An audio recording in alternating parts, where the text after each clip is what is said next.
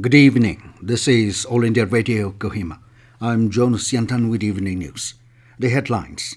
Union Minister Rajnath Singh says bravery and valour displayed by Indian armed forces is commendable. Union Minister Kiren Rijiju visits Yangtse area in Tawang, says area is fully secured. Union Minister Bhupender Yadav emphasizes on sustainable use of natural resources. And Deputy Commissioner Kohima Shanavas asks all arms license holders to produce it at the nearest police station before January 20.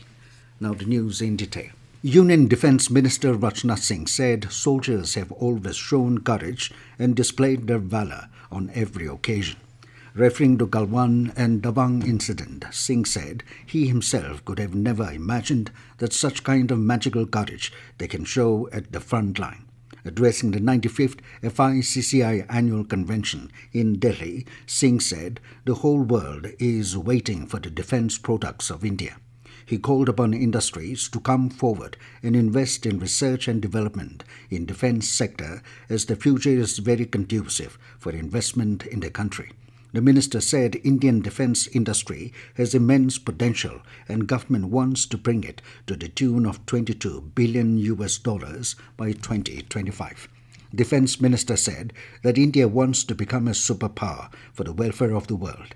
He said India cannot become a superpower of the world without fulfilling the resolve to build a developed India. Singh said in the last 8 years, several procedural and structural reforms were done, which has prepared India to take a big leap in the path of development. The minister said when the economic condition of the country is prosperous, then a lot of investment comes from abroad. He highlighted that record foreign direct investment came to the country despite the corona crisis. Singh said all the major economies of the world are facing an inflationary crisis. However, inflation rate is less in India in comparison to other countries. Union Minister Kiren Rijiju today visited Yangtse area in Tawang, Arunachal Pradesh. Rijiju said the area is fully secured now due to adequate deployment of the brave jawans of the Indian Army. Slamming Congress leader Rahul Gandhi, who said that China is preparing for war and accused the government of playing down the threat. The minister said the Congress leader is not only insulting the Indian army but damaging nation's image. Rijiju said he is not only a problem for the Congress party but he has also become a huge embarrassment to the country. The Member of Parliament from Arunachal Pradesh said the nation is proud of the armed forces. People of Tawang have also condemned Rahul Gandhi's remarks. Union Environment, Forest and Climate Change Minister Bhupender Yadav has emphasized on the sustainable use of natural resources. He said mindful and deliberate utilization of resources is the need of the hour instead of mindless and destructive consumption. He was delivering the country's national statement at the United Nations Biodiversity Conference COP15 at Montreal in Canada. Highlighting Prime Minister Narendra Modi's clarion call for adoption of LIFE, Lifestyle for Environment, he said the country's balance sheet in implementing the Aichi targets is proactive and forward-looking. Yadav said the country is on track to meet its commitments. He said agriculture is the source of life, livelihood and culture for hundreds of millions in the country. He said the country's forest and tree cover is steadily rising along with the wildlife population. Yadav highlighted India has taken a quantum jump in the number of declared Ramsar sites. He said biodiversity must be promoted through positive investment. In view of the ensuing 14th Nagaland Legislative Assembly election 2023, Deputy Commissioner and District Election Officer Kohima Shanavas C has asked all arms license holders of Kohima District to produce the arms license for verification at the nearest police station on or before 20th of January next year. He warned that failure to comply will lead to cancellation of arms license and other penal actions as per the relevant section of law. This news comes to you from All India Radio Kohima. You can also listen to this news bulletin on News on Air app and YouTube channel AIR News Kohima. Finance Minister Nirmala Sitharaman has said that the upcoming union budget will set a template that will prepare India for the next 25 years. Speaking at a FICCI event, she said the upcoming budget will follow the spirit of earlier budgets. Sitharaman asked industry to work out strategies as to how businesses operating in developed countries can look at India as a production or sourcing hub amid recession fears in the West. She said government has brought in a lot of facilitation and tweaking of rules to attract foreign investment into India and is also engaging with industries who want to go locate in the country. Sitharaman said industry also needs to work out strategies to attract firms in advanced nations, including in Europe, which may be scouting for locations to relocate their manufacturing base away from China. Finance Minister said the government will also showcase India as an attractive investment destination during New Delhi's presidency of the G20 grouping.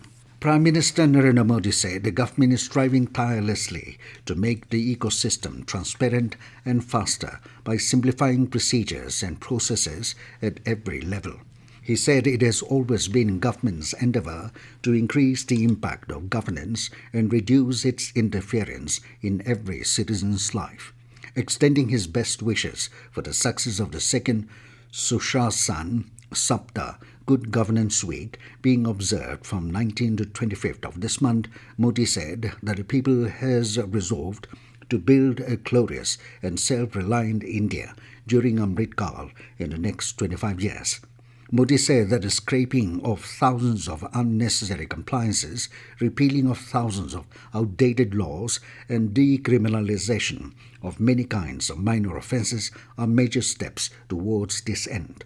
The Prime Minister said technology has immense potential to bring the government and citizens closer as it has become a powerful tool to empower citizens as well as a medium to optimize transparency and accountability in the day-to-day functioning. He said through various policy interventions, the government is strongly marching ahead towards digital empowerment of citizens and digital transformation of institutions. Prime Minister Narendra Modi will visit Meghalaya and Tripura tomorrow. He will inaugurate, dedicate and lay the foundation stone of projects worth over 6,800 crore rupees. In Shillong, he will participate in the Golden Jubilee celebration of the North Eastern Council. Modi will attend the meeting of the North Eastern Council at the State Convention Centre, Shillong. North Eastern Council has played a key role in the socio-economic development of the North Eastern region and has lent support to various infrastructure projects and other development initiatives across all states of the region. Prime Minister will inaugurate, dedicate and lay the foundation stone of multiple projects worth over 2,450 crore rupees. He will also dedicate to the nation 4G mobile towers. FIFA World Cup 2022 is all set for its grand conclusion, with Argentina facing reigning champions France in the final at the Lusail Stadium tomorrow. The match is scheduled to start at 8:30 p.m. Indian Standard Time. The top 4 scorers in the FIFA World Cup 2022 are evenly distributed between the two sides. Argentina's Lionel Messi and France's Kylian Mbappe are the joint top scorers in the tournament with 5 goals apiece. While Argentina won the World Cup in 1978 and 1986, France grabbed the title in 1998 and 2018. Today, Croatia and Morocco will lock horns in the third-place playoff at the Khalifa International Stadium, Qatar, at 8:30 p.m. Indian Standard Time. And now to end the news, here are the main points again. Union Minister Rajnath Singh says bravery and valour displayed by Indian armed forces is commendable. Union Minister Kiren Rijiju visits Yangtse area in Tawang, says area is fully secured. Union Minister Bhupender Yadav emphasizes on sustainable use of natural resources. And Deputy Commissioner Kohima, Shanavas, asks all arms license holders to produce it at the nearest police station before January 20. That is all we have in this evening news bulletin. Good night.